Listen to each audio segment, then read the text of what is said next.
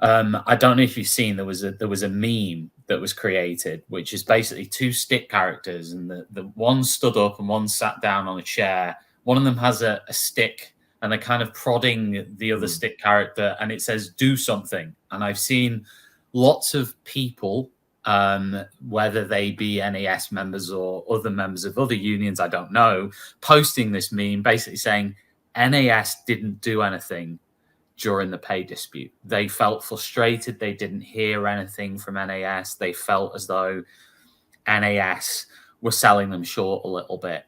I wondered what your sort of response to that criticism is, because you must have seen it yourself. I think our response would be that we balloted our members for industrial action, and we got that mandate. So we got a mandate for that industrial action, both strike action and action short of strike action. So that was important. Then the next day, when we announced that, we got an offer from the government in terms of trying to progress that dispute. So those discussions, and that's ongoing.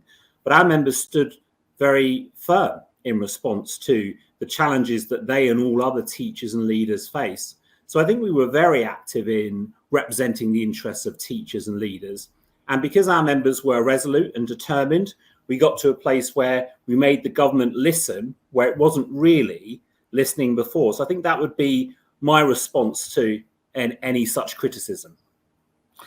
But do you think that, I mean, during that period, a lot of members, and I know this just on a purely anecdotal level, I don't know this on a you'll know your own statistics, but on a purely anecdotal level, I read a lot of NAS members saying, we don't think NAS are serious about pushing for, whether it be strike action, whether it be, you know, being a bit more radical in their approach and being a bit more loud.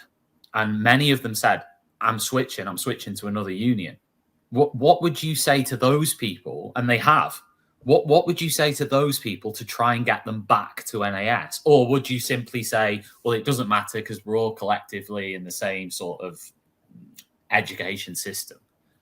I think they left specifically because of that. They didn't leave because they weren't happy with NAS in other respects. I think we've been very clear, and I think we will continue to be clear, that our priority is to make sure that the interests of members are put first. And those interests, I think, have been undermined hugely by what we've seen over the past 13 years from the policies of this government. We have a recruitment and retention crisis. Our members are in the front line of that. So I think what I would say to anyone who's interested, I think, in this issue is that, you know, and I'm not going to speak about the positions that others might take, but from my union's point of view, what we're here to do is to defend and represent the interests of teachers and leaders right across the UK. That's what I would say we have been doing, and that's what we'll continue to do.